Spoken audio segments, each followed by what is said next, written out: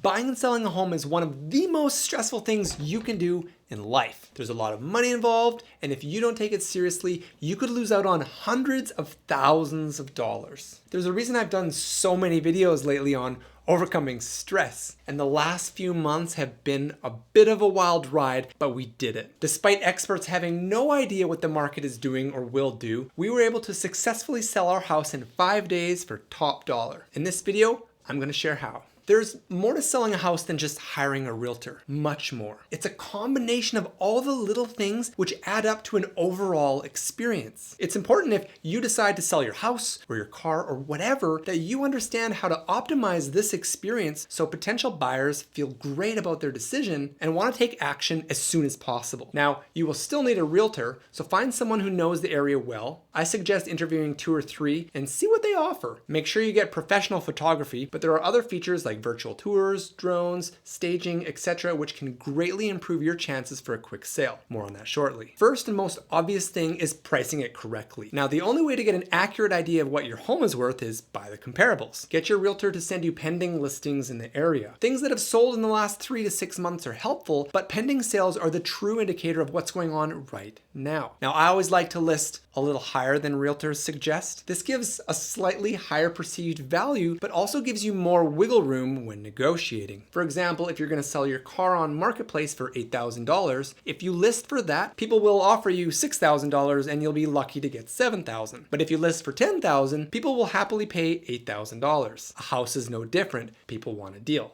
What you do need to consider though is pricing tiers while searching. If you want to list your house at $525,000, a lot of people will only show results from $500,000 or less, so you might miss a lot of eyeballs if you list incorrectly. A realtor will help you, but do your own research and don't blindly listen to them. They get paid either way. Before getting the house ready to sell, what I love to do is come up with a list of all the features your place offers and come up with a list of all of the benefits so you can focus on those during the selling process. This is the secret to selling anything.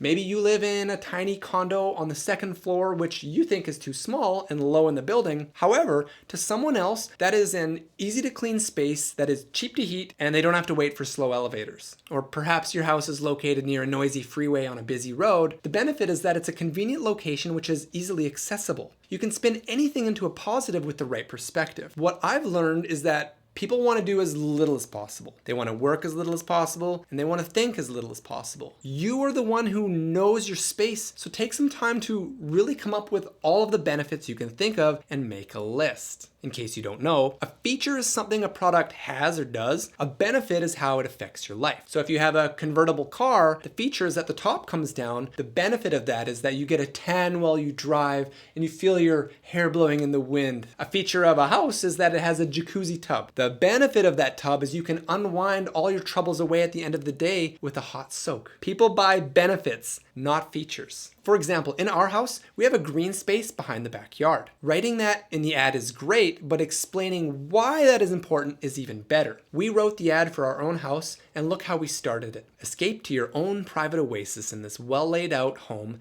backing onto permanent green space. The benefit here is privacy. What separates our house from other houses in the neighborhood is that other houses, when you're in the master bedroom and you look out the window, you might see your neighbors staring right back at you, but not in our house. We planted a seed with our ad, so when those people go and visit other houses and stand in the backyard and see a house right behind them, they'll realize they don't have privacy there, and that will strengthen the desire in choosing ours over the competition. You can always find exciting benefits, you just have to take the time to think of them. Take the time. It's worth it. And help write the ad. Use ChatGPT. The next most important part is the photos. The reason I believe the benefits in the photos are the most important part is because they get people in the door. If you have a lazy ad and poor photos, no one will come. And there's a much smaller chance of selling your house for the money you want. But if you have a thoughtful and exciting ad with great pictures, people don't have to burn brain calories thinking about it. They'll walk in, imagine the privacy they have or other benefits you listed, and it's much easier for them to picture their life there. Let's talk about staging your home. It's very important when people show up to view your house or space, it's as clean as a whistle. Get some magic erasers, get some Windex and other cleaning supplies, and go nuts. Don't have the time? Hire a cleaner. Spending $500 to clean your house could potentially be the difference of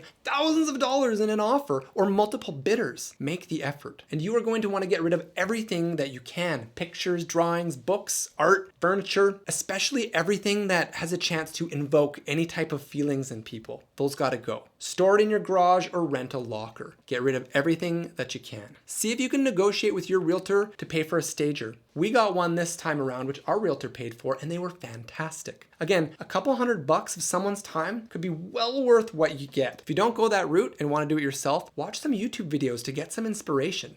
The main things you need to do when staging your house is maximize brightness, make it warm and cozy, and optimize the space. People need light, so perhaps hang a mirror opposing a window or add lamps if your place is dark. Our stager suggested we painted the ceiling, which was a total pain, but really it was $50 in paint and made the room look outstanding. Did that alone sell our place? No, but like I said earlier, it's all the little things adding up which makes the potential buyers excited to buy it. Another tip I highly suggest is make sure all of your light bulbs are the same temperature. So many times I've seen warm and cold bulbs mixed together and it looks horrible. It's unsettling in that room. If people are cold or the place seems drafty or dank, that's also a huge turnoff. One of my favorite tips when it comes to computers and TVs is to get rid of all the wires, even the power wires. This is important, especially for photos. Again, the photos are the most important part, so really take the time to make every single picture look great.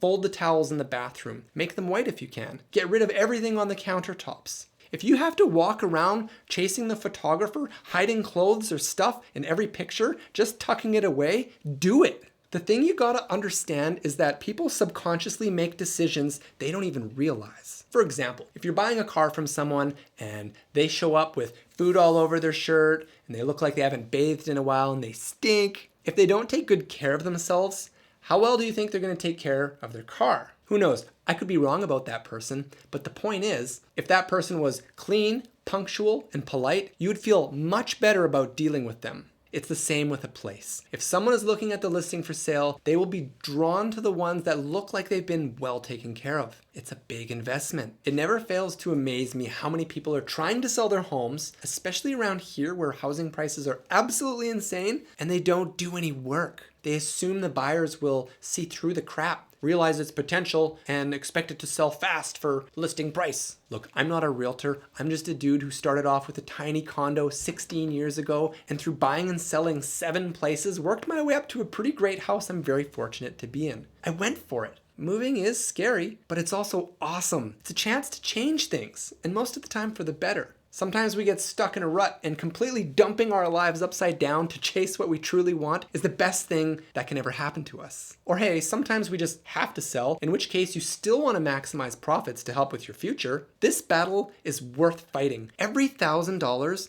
makes a difference. This is your life, and I know this can be a very hard thing to do, but if there's ever a time where you want to work as hard as possible, it's around this purchase. Everyone tells you curb appeal is so important, and it's true. You only get one first impression, but I think the ad, the price, and the photos are the most important part. And so often I see lazy realtors who shoot photos on their phones, ads that list all the features with no benefits, and prices that don't make sense when comparing them to the assessed value of the house or other comparables in the area. Your realtor might tell you that coming up with a list of benefits isn't worth it. They are wrong. There are things only you know about from living in your house, and it's up to you to relay those things to the potential buyers. Between the photos and what we said in the ad, we got tons of requests right away for showings and got an offer within days of listing. And I think all of these little details are why. So make your listing shine. List it on a Tuesday or Wednesday so the early birds can view it on Thursday or Friday ahead of the weekend rush. Then by Sunday, it'll be time to negotiate. For the sake of brevity, I wasn't able to list everything in this video, so what did I miss? Do you have any tips you could share? If so, please leave them down in the comments. I'm always amazed at the conversations and help people get in the comments. So thank you if you're able to chime in below. Really appreciate you watching. If you like the video and want to support the channel, please click the like button and maybe subscribe. I'd appreciate it and would love to have you. In the meantime, maybe check out this video next. Or how about this one? See you next time on The Sad Life.